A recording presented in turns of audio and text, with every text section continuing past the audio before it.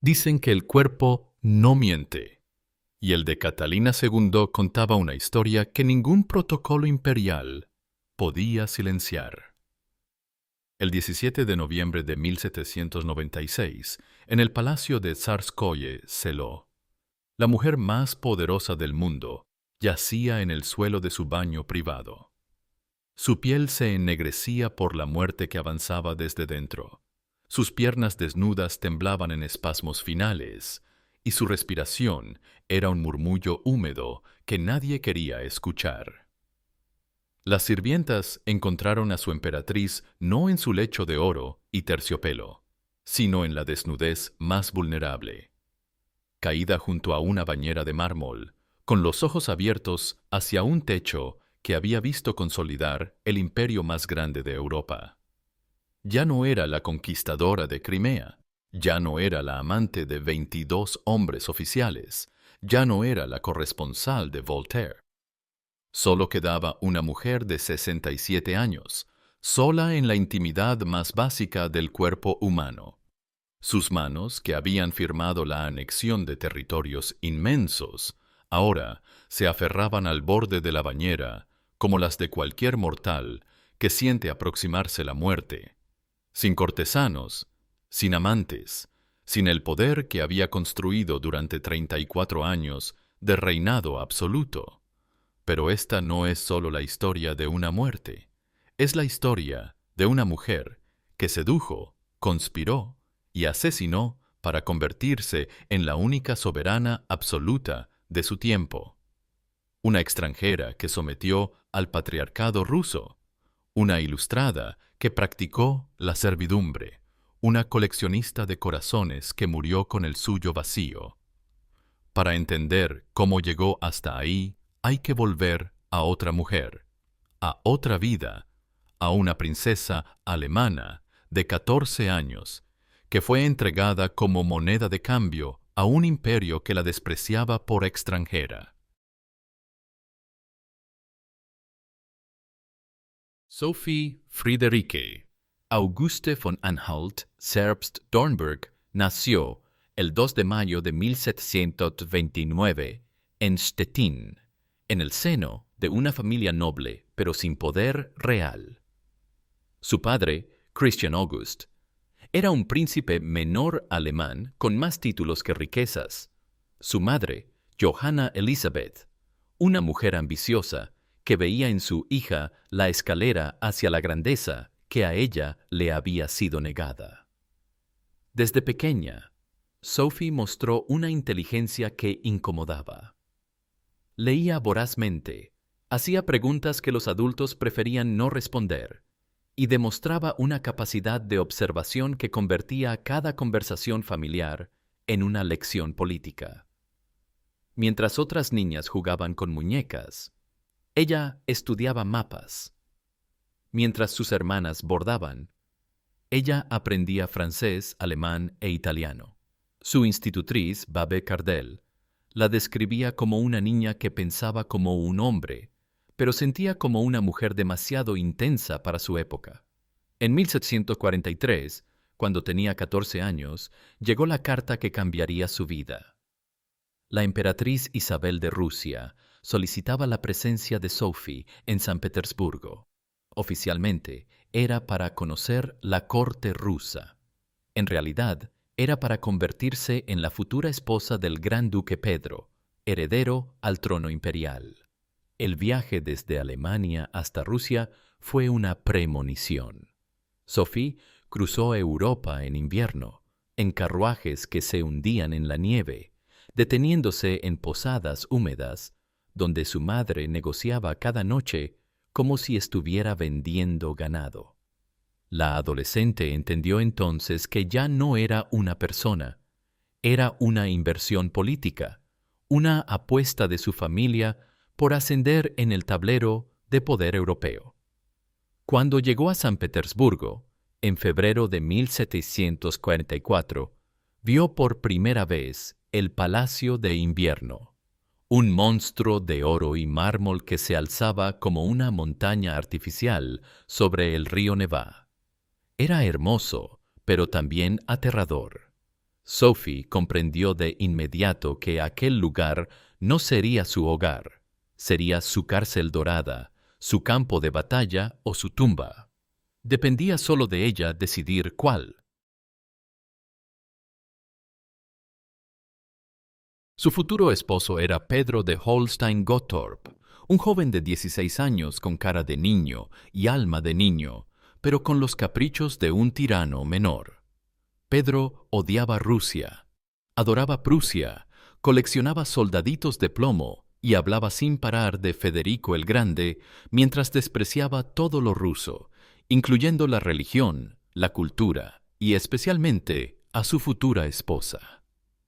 El primer encuentro entre Sophie y Pedro fue una revelación. Él la ignoró después de 5 minutos de conversación formal y regresó a sus juegos de guerra en miniatura. Ella, por primera vez en su vida, sintió algo más peligroso que la decepción, sintió desprecio. Y con el desprecio llegó la claridad. Si quería sobrevivir en Rusia, no podía depender de su marido. Tendría que conquistar el imperio por sí misma. La transformación comenzó esa misma noche. Sophie se encerró en sus aposentos y tomó 3 decisiones que definirían su vida. Aprendería ruso hasta hablarlo como una nativa.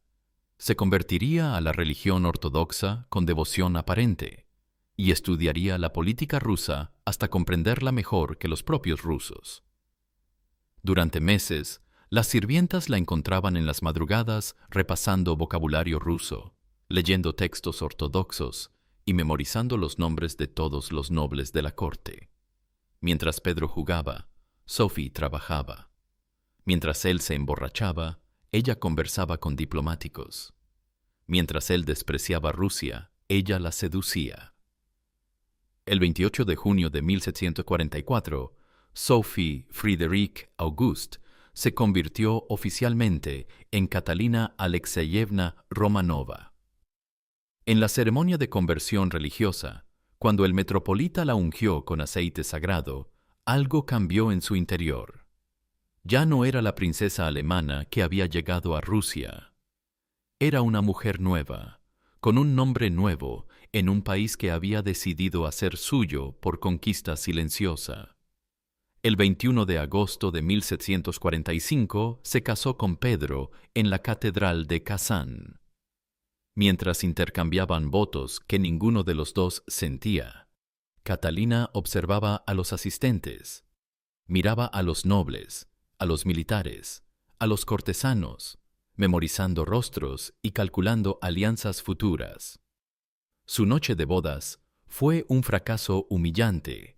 Pedro estaba borracho y resultó impotente, pero ella ya no esperaba amor de ese matrimonio. Esperaba poder. El golpe de Estado se gestó en silencio durante 6 meses. Catalina había tejido una red de conspiradores que incluía a los hermanos Orlov, especialmente Grigori, su amante actual, al canciller Nikita Panin y a oficiales clave de la Guardia Imperial.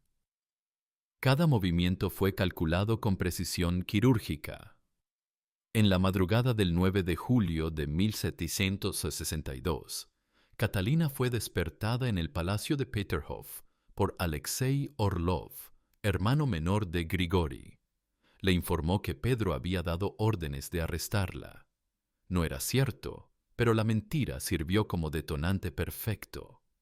Catalina se vistió con un sencillo vestido negro. Después diría que quería parecer una viuda del imperio, y cabalgó hacia San Petersburgo. En el camino, los regimientos la aclamaron como emperatriz. No fue una coronación, fue una conquista. A las 10 de la mañana, cuando Pedro se despertó en su palacio de Oranienbaum, ya no era emperador. Era prisionero de su propia esposa. El enfrentamiento final tuvo lugar en el monasterio de Ropsha. Pedro, rodeado por soldados leales a Catalina, firmó su abdicación. Sus últimas palabras, registradas, fueron: «No quería ser emperador, solo quería jugar con mis soldaditos». El 17 de julio de 1762, Pedro Tresfero murió en custodia, oficialmente de cólico intestinal. En realidad, había sido estrangulado por Alexei Orlov. Catalina nunca firmó la orden de asesinato, pero tampoco la impidió. Escribió en una carta a Voltaire: «La muerte es a veces una medicina necesaria para curar la enfermedad del poder». En 1773, cuando Catalina llevaba 11 años en el trono, estalló la rebelión más peligrosa de su reinado. Emilian Pugachov, un cosaco que se hacía pasar por Pedro III resucitado, lideró una revuelta campesina que abarcó territorios inmensos del imperio. Por primera vez, Catalina enfrentó una amenaza existencial. La revuelta duró 2 años y costó más de 100.000 vidas. Pugachov fue finalmente capturado y llevado a Moscú en una jaula de hierro. Catalina asistió a su ejecución desde una ventana del Kremlin. Vio cómo lo decapitaron, cómo descuartizaron su cuerpo, cómo clavaron su cabeza en una estaca. No apartó la mirada ni una sola vez. Esa noche escribió en su diario: «He mirado a la muerte a los ojos y la he vencido. Pero algo dentro de mí también ha muerto, quizás mi último resto de humanidad». A partir de entonces, Catalina se volvió más implacable. Fortaleció la servidumbre en lugar de abolirla. Centralizó el poder en lugar de distribuirlo, y convirtió su ilustración en una máscara para justificar el absolutismo más férreo. Europa siguió admirándola, pero Rusia comenzó a temerla. El gran amor de Catalina fue Grigori Potemkin, un general y político genial que la comprendía tanto en la cama como en el Consejo de Ministros. Se conocieron en 1774, cuando él regresó de la guerra contra Turquía, con una herida que le había costado un ojo. Catalina lo vio entrar al palacio, alto, tuerto, brillante, y sintió algo que no había experimentado desde su adolescencia: vulnerabilidad. Su relación duró oficialmente 2 años, pero su influencia política se extendió hasta la muerte de él en 1791. Potemkin no fue solo un amante, fue su cómplice intelectual, su general más capaz y posiblemente su esposo secreto. Algunos historiadores sostienen que se casaron en privado en 1774, pero mantuvieron el matrimonio en secreto por razones de Estado. Las cartas entre Catalina y Potemkin revelan una pasión que va más allá de lo político o lo sexual. Ella le escribía: «Mi querido esposo, mi amado, mi alma gemela, contigo soy mujer antes que emperatriz». Él le respondía: «Matushka, madrecita, tú eres el corazón de Rusia, y yo solo soy su espada». Cuando Potemkin murió en 1791, Catalina lloró durante días. Se encerró en sus aposentos, se negó a recibir ministros y escribió una carta que nunca envió: «Se ha ido mi mejor parte. Lo que queda es solo poder sin alma». Los amantes posteriores fueron intentos desesperados de llenar el vacío que Potemkin había dejado. Platón Zubov, su último favorito, tenía 22 años cuando ella tenía 60. La corte murmuraba que la emperatriz se había vuelto ridícula, pero Catalina no escuchaba. Necesitaba sentirse deseada, no solo obedecida. En sus últimos años, Catalina se convirtió en prisionera de su propio éxito. Había creado un imperio tan centralizado que nadie podía contradecirla, tan autocrático que nadie se atrevía a aconsejarla sinceramente. Sus cortesanos, la adulaban, sus ministros la temían, sus súbditos la adoraban desde la distancia. Pero nadie la conocía realmente. Pasaba horas escribiendo cartas a corresponsales europeos que nunca la habían visto en persona. Voltaire murió en 1778 sin conocerla físicamente, pero había sido más íntimo con ella que cualquiera de sus amantes. En sus cartas, Catalina podía ser Sophie otra vez, la princesa alemana inteligente y curiosa, no la emperatriz que había matado a su esposo y aplastado rebeliones.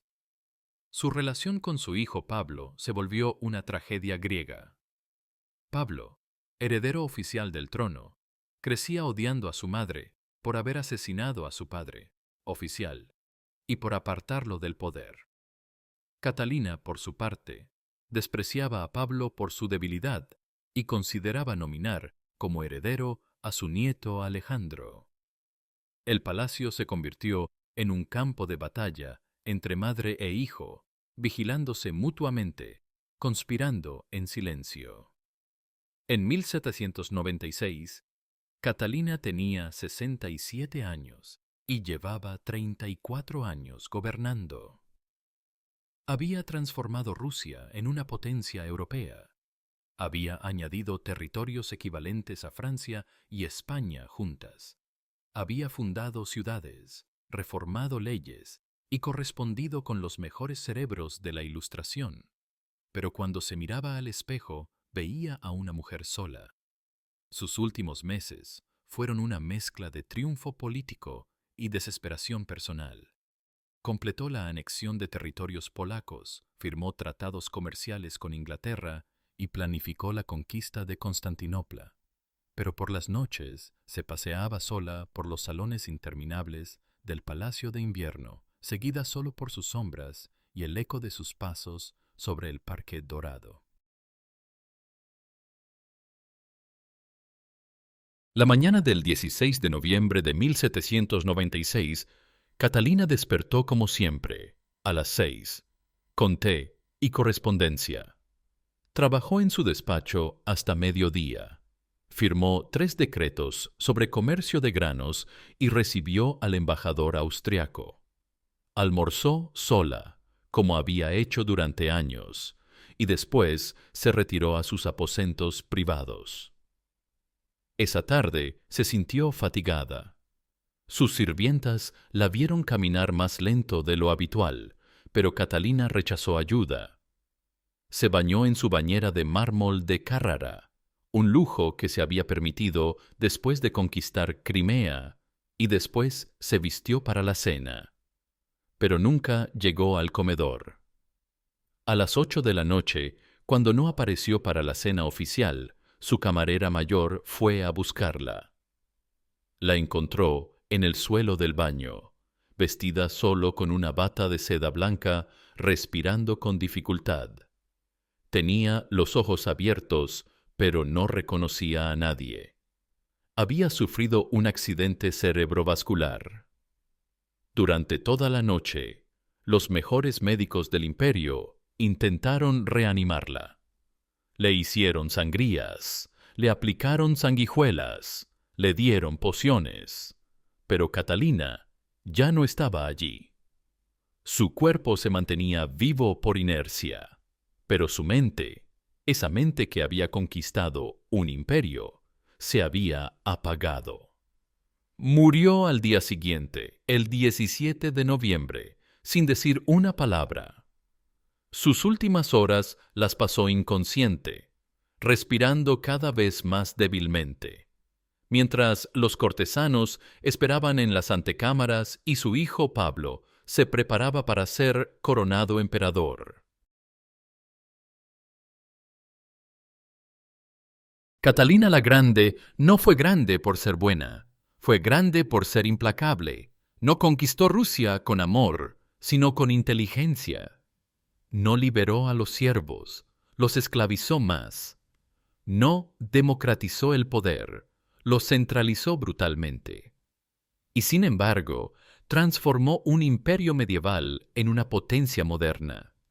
Su correspondencia con Voltaire se publicó después de su muerte, revelando a una mujer mucho más compleja que la emperatriz autoritaria que conocían sus súbditos. En sus cartas privadas aparece la Sophie original, curiosa, dubitativa, consciente de sus contradicciones.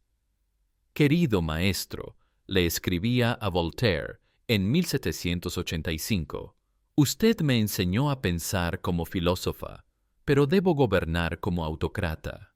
Es la tragedia de mi posición.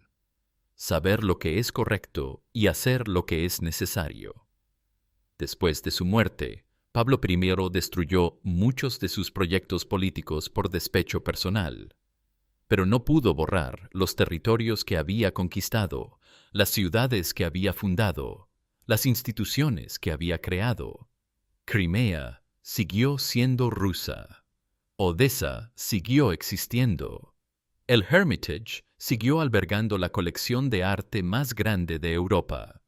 Durante siglos, los historiadores debatieron si Catalina fue una gran emperatriz o una tirana brillante. La respuesta es, fue ambas cosas. Era imposible ser mujer y emperador absoluto en el siglo XVIII sin convertirse en una contradicción viviente. Su cuerpo fue enterrado en la Catedral de Pedro y Pablo en San Petersburgo, junto a todos los emperadores Románov.